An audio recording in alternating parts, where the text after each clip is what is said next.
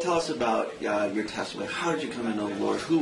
Was there a seed planted? Was there an incident in your life that sort of changed your life and said, "Wait a minute, God cares about me"? You know what happened? Well, I grew up in a Christian household. My dad was a pastor, and he was an evangelist for 25 years, and did all that.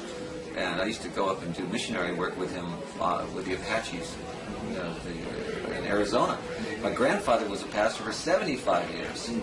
So, I grew up in a Christian home, yeah. And my wife's father is a Baptist pastor. So I was like, we were PKs, preacher's kids, married each other. So I always refer to myself as the real prodigal son. Because, I went out and the Lord let me do everything. Maybe he didn't let me, but allowed it, and then just started reeling me back in, saying, okay, you've seen enough.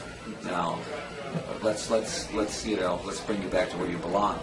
And when you get out there and you realize that you've had every car, you've had every house, and then all that, you realize that that's not the answer. That there's a great big nothing out there at the end of that.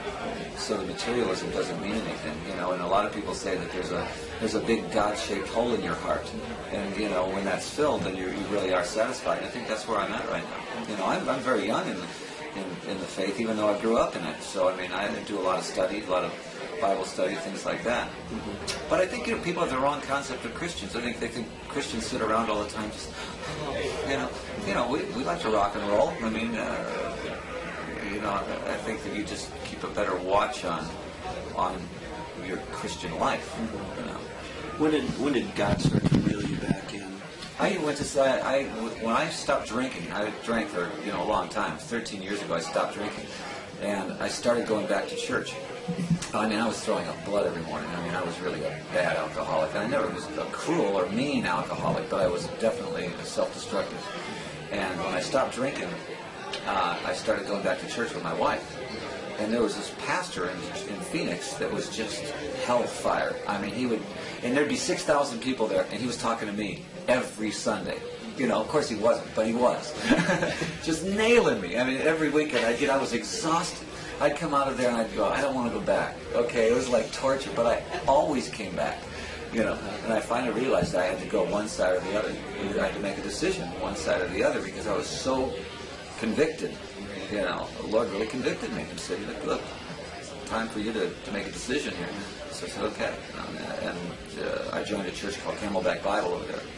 And that's where I go now. And it's really good teaching church. Just a good, strong Bible teaching church. But still rock and roller, going on tour again. I watch, I certainly don't do it in the same spirit that I used to do it in, and I watch the songs lyrically about what I'm singing about. So a lot of the songs that I used to do, were way over the line. But I think a lot of my hits were fine, or socially, they were socially blistering songs, but society needs to be blistered.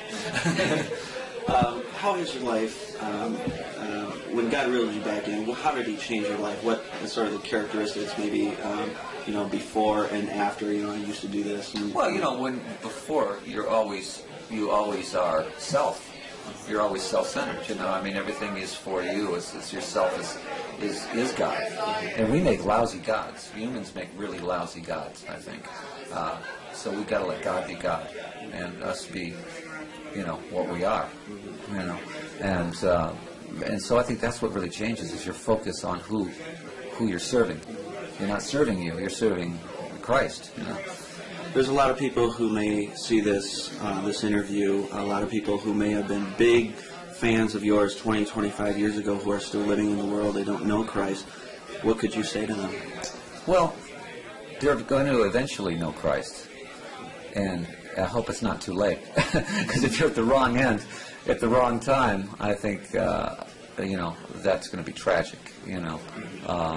Like maybe talk to maybe somebody struggling with alcohol or drugs and pornography, that sort of thing. Well, sure. That's what is the world made up of? It's made up of that. The world doesn't belong to us. The world belongs to Satan. So we're living in that world, and we're bombarded with that every day. So how do we react to that? Well, if you don't have Christ in your life, then you're a victim to it.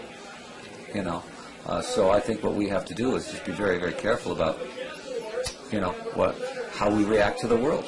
We have Christ in our life now, and we have to react to the world humbly. We have to react to the world in a teaching way, and at the same time be humble about it.